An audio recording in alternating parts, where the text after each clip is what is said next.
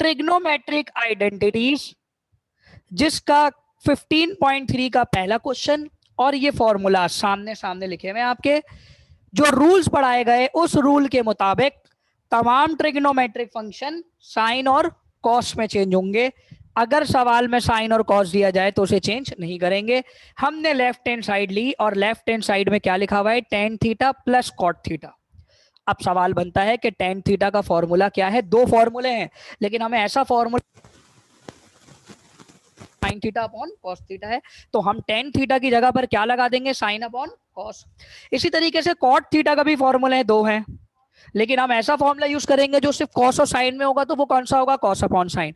तो हमारा स्टेप क्या बना, टेन थीटा। ये जो मैंने तीन डॉट लिखे हैं ना, इस तीन डॉट का मतलब क्या होता है, देयरफॉर।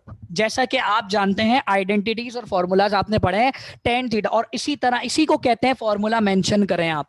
जो बच्चे इस तरह फॉर्मूला मेंशन करते हैं वो कभी भी गलत नहीं कर सकते इन सवालों को, उनको फॉर्मूले जहनों में बैठ जाएंगे। तो टेन थीटा बराबर हुआ sine theta upon cos theta, और कॉट थीटा बराबर हुआ cos theta upon sine theta. तो हम रिप्लेस कर देंगे, देखो साइन टेन की जगह पर क्या आ जाएगा, साइन अपॉन कॉस, बीच में क्या लगा हुआ है प्लस, और कॉट थीटा की जगह क्या आ जाएगा, कॉस अपॉन साइन। ये हमने फॉर्मूले में रिप्लेस कर दिया। अब हमने रिप्लेस तो कर दिया, लेकिन इससे हमारा आंसर नहीं बन सकता, इसको थोड़ा सिंप्लीफाई करना होगा। मैथ्स की तरह सिंप्लीफिकेशन होगी, जो मैथमेटिक्स की सिंप्लीफिकेशन होती है वो आगे फर्दर सॉल्व होगी। तो यहां मैथ्स की सिंप्लीफिकेशन क्या समझ में आ रही है कि भाई दो चीजें अपॉन में लिखी हुई है और बीच में साइन प्लस है, तो हम यहाँ एलसीएम ले सकते हैं।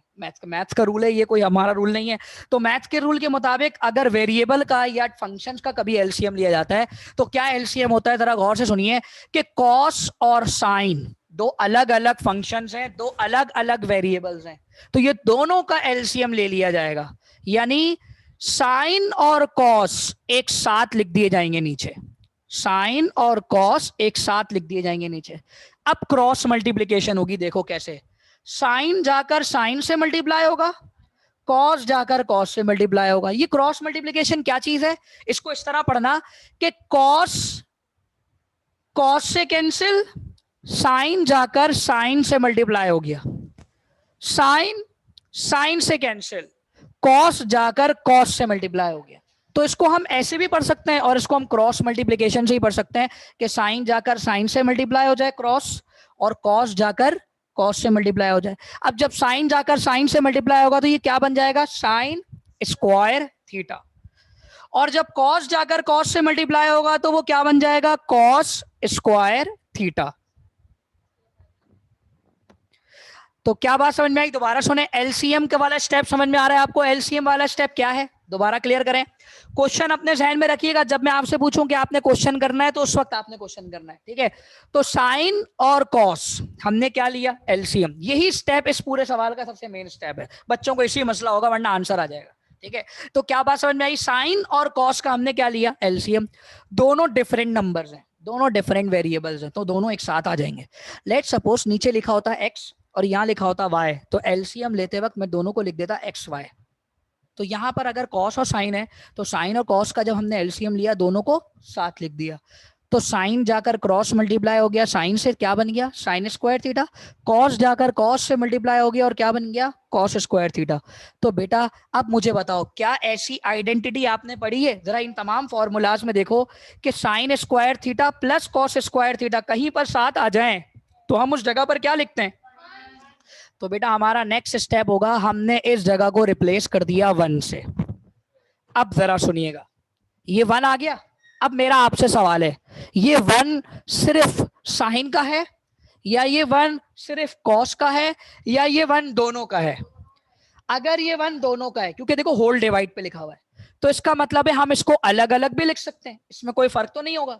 तो हमारा अगला स्टेप होगा, वन अपॉन साइन अलग कर दिया, वन अपॉन कॉस अलग कर दिया, क्योंकि वन से वन को मल्टीप्लाई करेंगे तो वन वन जा वन, और साइन और कॉस मल्टीप्लाई होंगे तो एक साथ आ जाएंगे।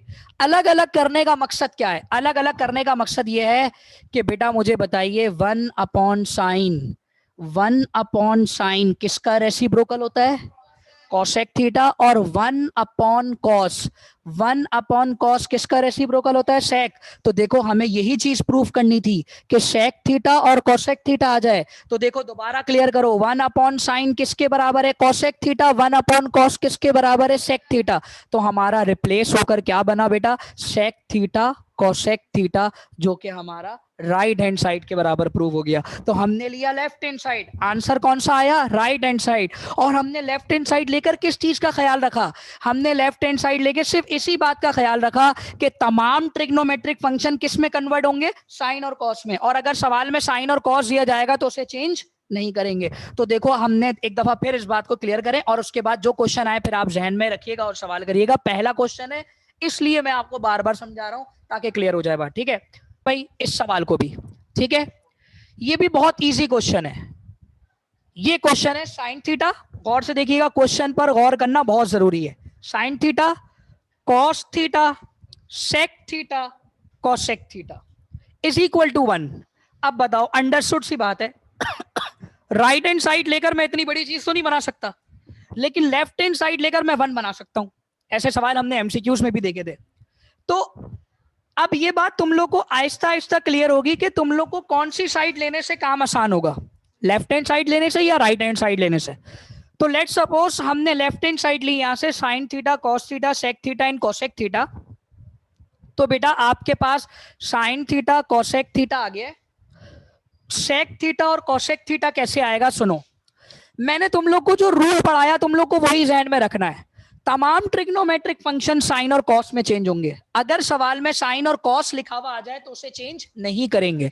तो देखो सवाल के स्टार्ट में साइन और कॉस लिखा हुआ आ गया, तो इसको चेंज नहीं करेंगे, लेकिन सेक थीटा और कॉसेक थीटा को चेंज कर लेंगे, जो कि फॉर्मूला होते हैं। और ऐसे चेंज करेंगे कि या तो साइन में कन्वर्ट हो रहा हो या तो कॉस में कन्वर्ट हो रहा हो।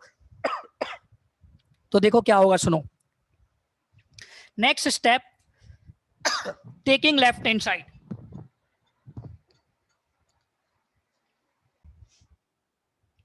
Sign theta, cos theta, sec theta और कोसेक थीटा, लेकिन चेंज किसको करना है? सिर्फ सेक और कोसेक को, साइन और कॉस को चेंज नहीं करना है। अच्छा, इन सब के बीच में साइन मल्टीप्लाई की साइन है, कहीं प्लस नहीं है कहीं माइनस नहीं है, सब जगह मल्टीप्लाई है। कोसेक थीटा का फॉर्मूला क्या होता है? 1/sin theta.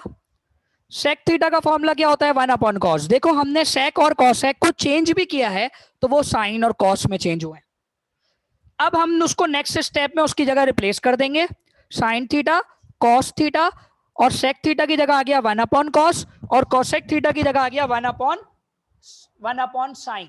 ये थोड़ी सी मिसप्रिंटिंग है, ये 1/sin है। अब बहुत आसान काम हो गया, साइन से साइन कैंसिल, कॉस से कॉस कैंसिल। देखो अब जरा गौर से, कॉस से कॉस कैंसिल, साइन से साइन कैंसिल, क्योंकि मल्टीप्लाई हो रहा है तो नीचे वाले से डिवाइड हो रहा होगा। तो 1 और 1 आपस में मल्टीप्लाई होंगे तो 1 1 सा क्या होगा? 1। आंसर 1 में ही प्रूफ करना था। जल्दी से स्क्रीनशॉट ले लें क्योंकि मीटिंग एंड होने वाली है, ताकि किसी को कोई प्रॉब्लम ना हो। यहां तक सवाल कॉपी कर लीजिएगा। कॉस से कॉस कैंसिल, साइन से साइन कैंसिल, आंसर आया 1। स्क्रीनशॉट जल्दी से ले लें।